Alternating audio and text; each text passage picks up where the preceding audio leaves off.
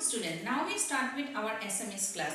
এই ভিডিওটোৰ জৰিয়তে মই তোমালোকক আজি আমাৰ অসমীয়া পাঠ্যপুথিত থকা প্ৰথম পাঠটো বুজাই দিবলৈ ওলাইছো।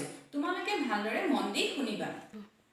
কল্লোল কল্লোল মানে হল সাগৰৰ ঢৌ। সাগৰৰ ঢৌক আমি কল্লোল বুলিও কওঁ, যাক আমি ইংলিছত টাইডছ বুলি কওঁ। শব্দৰ শব্দৰ হল এবিধ হাতে বোৱা কাপোৰ, যাক আমি ইংলিছত খাদী বুলি কওঁ। বিখন্ন বিখন্ন মানে আনন্দিত নোহোৱা, স্যাড।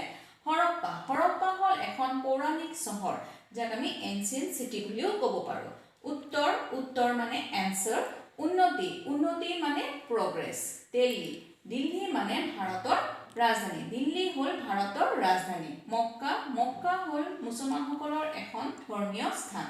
90 90 মানে 90। এতিয়া মই পাঠটোৰ তলৰ অংশখিনি মই তোমালোকক বুজাই দিবলৈ ওলাইছো। দিল্লী ভাৰতৰ ৰাজধানী।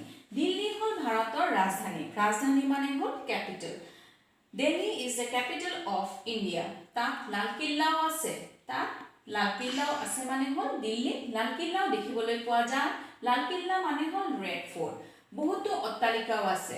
দিল্লীত বহুতো ডাঙৰ ডাঙৰ অট্টালিকাও আছে। অট্টালিকা মানে হল ডাঙৰ ডাঙৰ বিল্ডিং। ইয়াত বহুতো ডাঙৰ ডাঙৰ বিল্ডিং দেখিবলৈ পোৱা যায়। খদ্দৰ এবিধ হাতে বোৱা কাপোৰ। খদ্দৰ হল এবিধ হাতে বোৱা কাপোৰ। খদ্দৰ খদ্দৰ মানে খাদী, যাক আমি হাতেৰে বুব পাৰোঁ। Khadi is the hand oven cloth material. সাগৰৰ ঢৌক কল্লোল বোলে। সাগৰৰ যিটো ঢৌ, সাগৰ মিন্স সি, ঢৌ মিন্স ৱেভছ। সাগৰৰ যিটো ঢৌ তাক আমি কি বুলি কওঁ? কল্লোল বুলি কওঁ। কল্লোল মানে tides.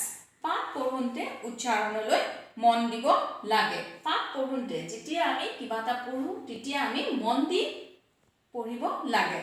While reading, we should always look into the pronunciation. নিয়মীয়াকৈ অধ্যয়ন কৰা ছাত্ৰৰ উন্নতি হয়। Student, those who studies always succeed in life. আশা কৰিছোঁ তোমালোকে এই ভিডিঅ'টোৰ জৰিয়তে পাঠটো বুজি পাইছা।